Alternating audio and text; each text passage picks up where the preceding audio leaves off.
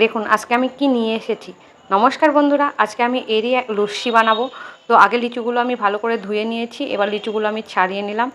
এবার এর থেকে আমি বীজগুলো বার করে নেব। দেখুন এভাবে কেটে বীজগুলো বার করে নেব, ছোটো ছোটো টুকরো করে নেব। সে হাত দিয়েই করুন আর নাইফ দিয়েই করুন। তো আমার টুকরোগুলো করা হয়ে গেছে, আমি মিক্সির জারের মধ্যে সমস্ত নিয়ে নিয়েছি। এর মধ্যে দিয়ে দিয়েছি কিছু পুদিনা পাতা, আমার ঘরে তোলা ছিল। ফ্রেশ পুদিনা পাতা দেবেন, আমার ঘরে তোলা ছিল, এটা ফ্রেশ নয়।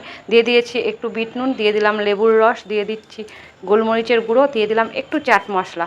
এগুলো দিলে স্বাদ বাড়বে। আর দিয়ে দিলাম চিনি, এখানে আপনারা মধু ইউজ করতে পারেন। তো আমি এখানে 2 চামচ চিনি দিয়ে দিলাম, যেহেতু আমি 2 গ্লাস বানাবো। দিয়ে দিলাম জলটা আমি ঠান্ডা দিয়েছি, ফ্রিজের মধ্যে থেকে নিয়ে এসেছি। তো দেখুন এটা দিয়ে আমি ব্লেন্ড করে নিয়েছি। তো এরকম হয়েছে থিকনেসটা।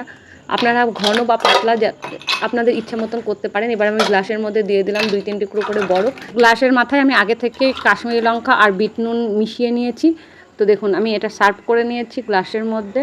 তো আর ডেকোরেটটা আপনারা আপনাদের মতন করবেন। তো ভিডিওটা তখন দেখার জন্য অনেক ধন্যবাদ। ভিডিওটাকে অনেক অনেক করে লাইক করুন, শেয়ার করুন আর এই চ্যানেলটিকে সাবস্ক্রাইব করে রাখুন, যাতে আগামী ভিডিওগুলো আপনারা খুব সহজে তাড়াতাড়ি পেয়ে যান।